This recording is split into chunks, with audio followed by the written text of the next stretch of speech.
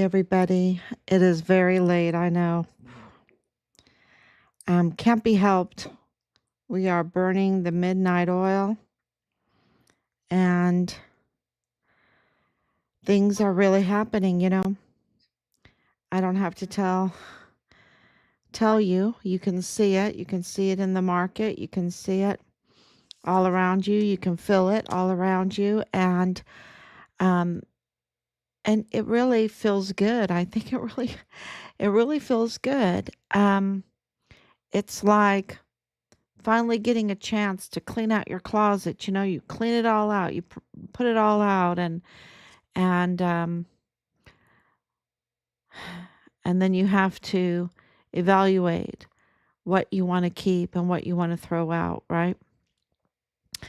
I don't know if that's a good analogy right now, but the last 4 years have been very eye-opening to so many people, especially us. We are at 1,683 days since Richard was premeditatedly, treasonously, politically murdered on Fort Bliss in the line of duty for reporting criminal trafficking and being the first Vanessa Guillen soldier, right? Because they didn't know what else to do. They did not want another Vanessa Guillen situation. They didn't want another Guillen situation. And so they had to get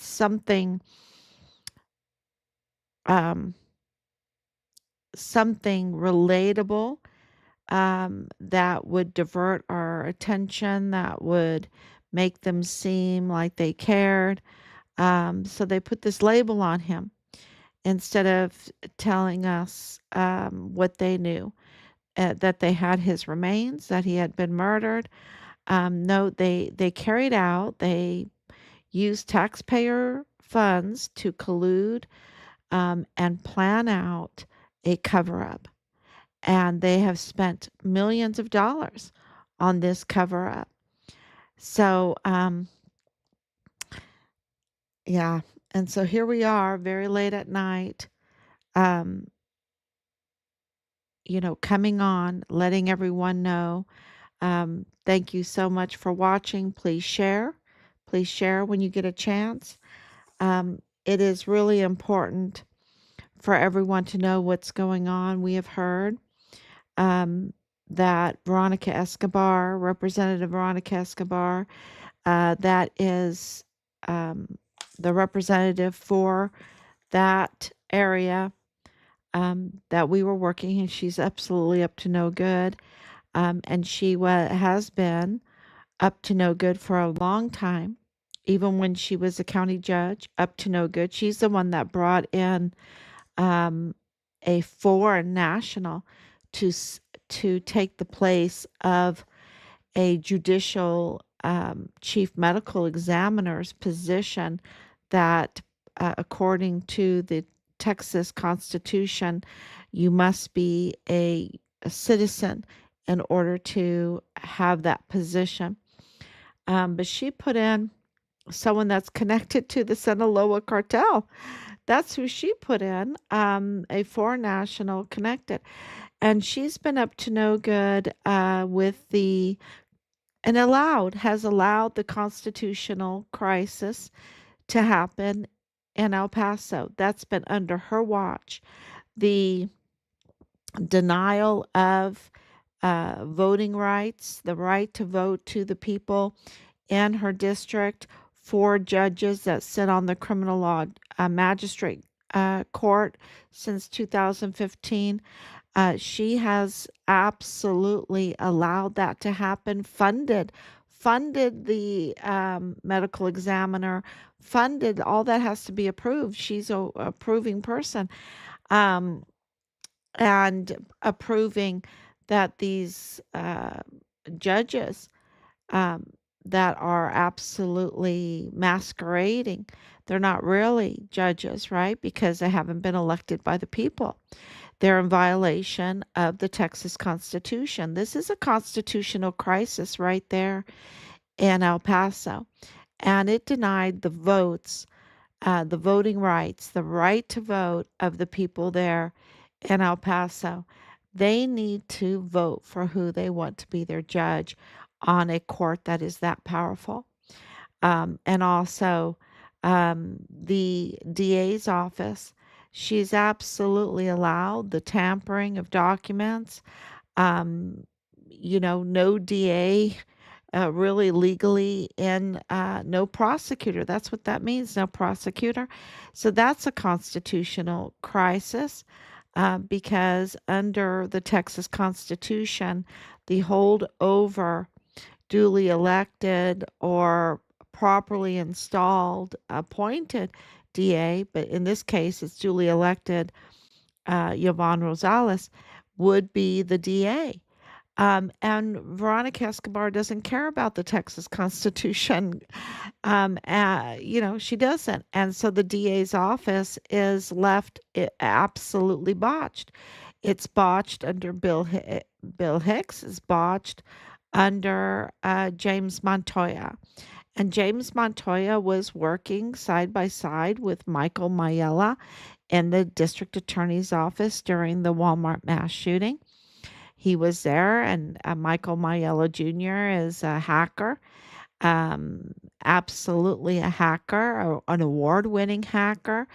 That's not my term for him. I'm not calling him a hacker. He's a hacker. He is an award-winning hacker, and he was working in the DA's office with Jaime Esparza and James Montoya, and they absolutely knew each other. They absolutely know each other very well.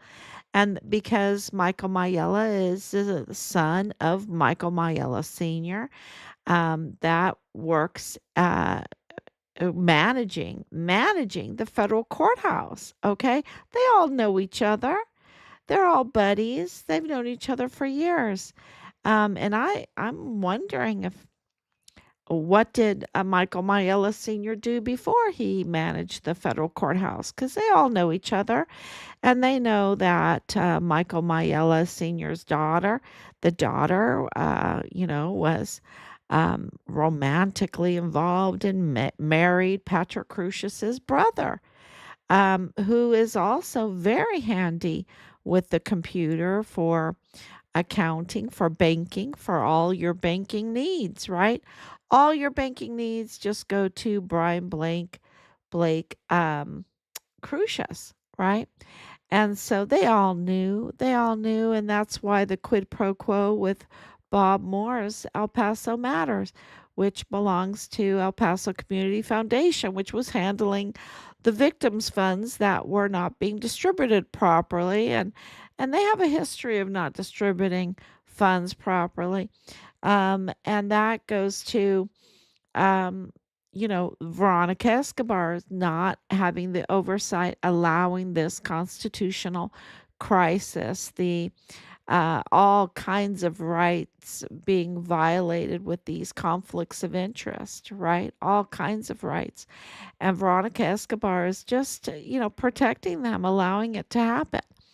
And so, the federal courthouse, the county courthouse, the DA's office, of course, the AUSA with Jaime Esparza having a sister in the Walmart. Everyone knew that was in that group that Jaime Esparza's sister was at the Walmart and he had a huge conflict of interest. But Veronica Escobar allowed him to stay on the case, didn't say a peep while milking the taxpayers of millions of dollars for the Walmart mass shooting case, and staying on the case and making the deal to just not do anything, but to get the bonus money, right? To get his paycheck and to get the bonus money. And um, yeah, so thank you, Anicia, for coming on. So Veronica Escobar meeting with Zelensky from Ukraine, right? Um, and, in opposition of President Trump is really shocking. This is what we've heard. She met with him. And, but it does make sense because remember that over 50%, about 50% of all the weapons and ammunition that was being shipped to Ukraine was being diverted, was being returned and sent and given to the cartel, the Mexican cartel, right over the border from her district. And, she wasn't even alerting her constituents about the danger, right? She wasn't saying, "Oh my gosh, we have the cartel is getting armed by our taxpayer money, right? By ourselves, we are arming the cartel. We're arming a terroristic. Or, oh, I shouldn't have said it. We are arming the Sinaloa cartel with our own weapons and ammunition that have been funneled through the Ukraine. Through the Ukraine. That's what's happening here. And she doesn't say anything. And her constituents are right there, right there. Just, Juarez is a Siamese sister. It's so close. It's so close. It's not a sister, it's a Siamese twin sister of El Paso. And it's more populated. It's more populated than El Paso. So the danger is real. And thank God for President Trump immediately on day one designating them the terrible organization and then sending troops. I think there's 12,000 more on the border, having Mexico, Scheinbaum, President Scheinbaum, send up troops up at the border because Chihuahua is ran, and this has been confirmed by the Sinaloa cartel. This is why these meetings by Tony Gonzalez, going into the consulate, meeting with officials from Chihuahua, means that he's meeting with cartel members, right? Uh, you know, and they're engaged in no good. They're engaged in no good activity and lending our consulate office for that. And Foley is the general counsel. He's allowing that to happen. And we've put in that we request that Foley be removed because now even he was cited at the governor of Chihuahua's speech in opposition to President Trump. And he was there. And, what is that all about? So you've got Veronica Escobar allowing all this constitutional crisis in El Paso and the huge security risk to her constituents. And then you have Foley, General Counsel Foley, whose duty is to be there for the safety uh, for the people of the United States, and he's lending them out to the organization that is up to no good, up to no good, with uneven meetings. Having a federal representative meeting with state officials, even though they're Sinaloa cartel, um, you know, or other cartel too. You have Juarez cartel. Um, but it's just this is smells really stinky like treason. It smells really stinky like treason and needs to be all investigated. And then we got, well, it's been going on because General John Kelly and, um, General John Kelly's name came to us at Christmas time. At Christmas time. Um, yeah, that was very interesting what happened. We were targeted at Christmas time. General John Kelly's name popped up there, And so, we're learning more and more about his connection with the Chihuahua government, that he was working for the governor of Chihuahua as a security um, consultant, right? Analyst or you know, con- consulting her um, on security. And all the while sitting on the board of a company that is getting contracts for um, detaining, or I don't know if detaining is a good word, um, putting unaccompanied children in camps. These, I don't like that word unaccompanied. These are taken children, okay? You don't have hundreds of thousands of unaccompanied children, right? These are taken children. These are trafficked children. And what is General Kelly doing that? And working with this security clearance, working for a foreign country, the Chihuahua um, governor, the Chihuahua government. And on top of that, to know that the government in Chihuahua is compromised by the Sinaloa cartel and also some others. There's some others like the Juarez cartel, but mainly the Sinaloa cartel. What is that about? That's illegal. That's totally illegal. I mean, as a military wife, I absolutely know that that's illegal. That's really stinky. And how did he get that position? Who helped him get that position? Who there in El Paso is it? Is it friends of Veronica Escobar that gave him that position over there in Chihuahua? And then for security um, counsel, and then or giving security advisor. Yeah, I think that's it. The security advisor, but then also, um, running these. I, I wanted to say death camp. I wanted to say death camp because that's what they call the emergency intake center. And how much did his company play in in getting contracts for the emergency intake center on Fort Bliss? That is, it's not my name for it.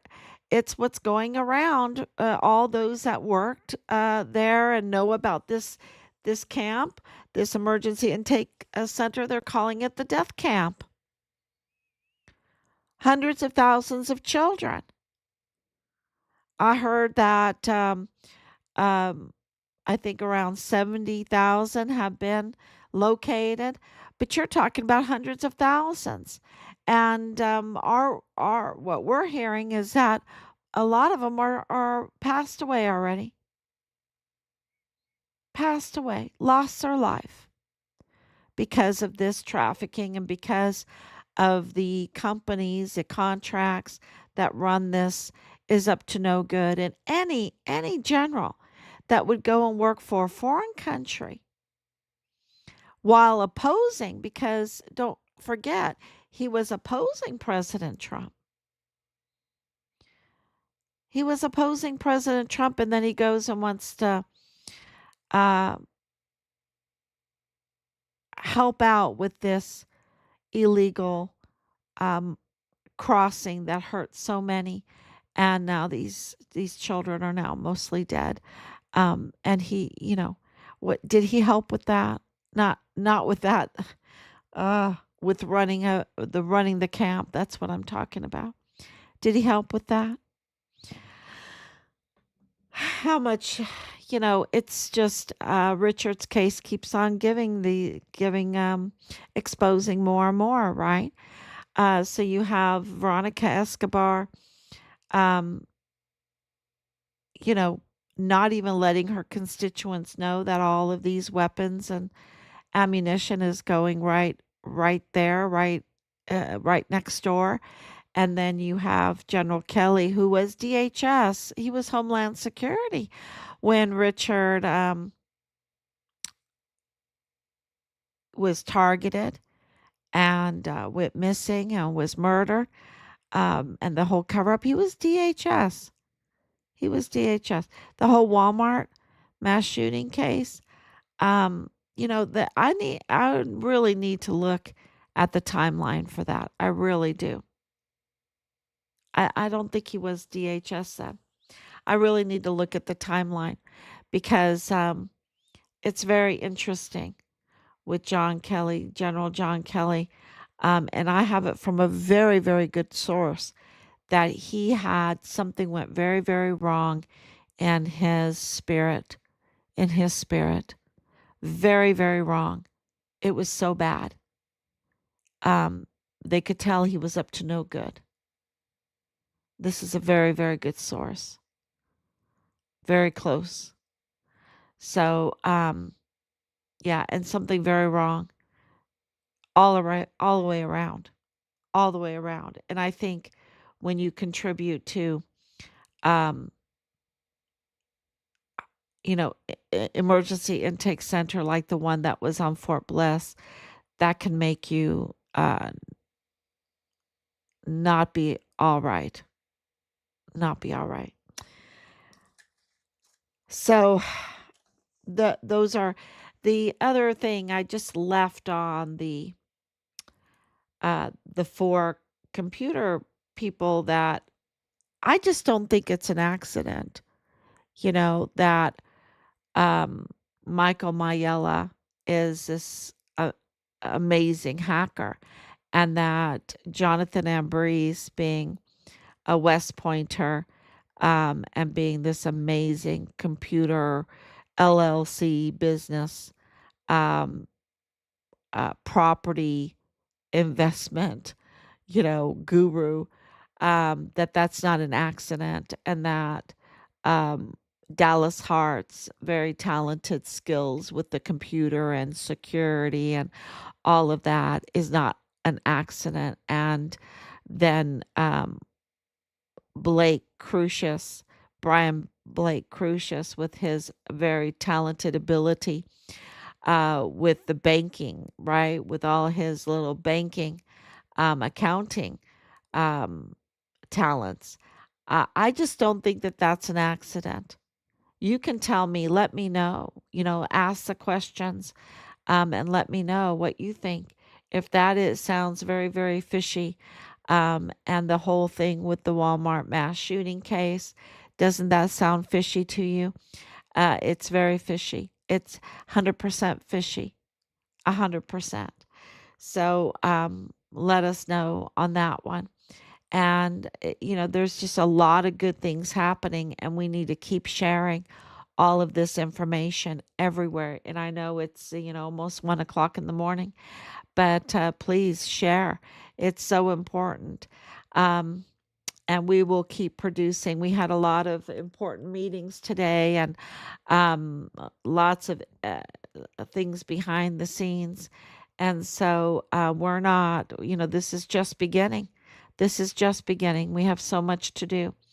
Um, and we're going to do it in support of the President of the United States, because if Veronica Escobar and Beto O'Rourke oppose President Trump, then that gives me more reason to support President Trump, because I absolutely know that those two are absolutely, absolutely the worst, and up to no good, uh, up to really disaster. So if they oppose President Trump, I am going to absolutely support President Trump, and he is doing amazing things. So, um, please share, please like, get others to share, get others to like. We are being shadow banned. So, and we're, working on a solution for all of that. So this is really important, to be a government of the people, by the people, and for the people. We hear that the media there in El Paso is just disintegrating. They're just disintegrating. They can't, they're so controlled that they can't really report on the news. They can't be investigative journalists. I mean, who would not want to report on any of these stories that we talk about, especially when it comes to the violation of the Texas Constitution in so many ways in El Paso? That should be out there all the time. Um, but there is a huge compromise there. And so, yeah, but I think it's all coming out. I think it's all coming out.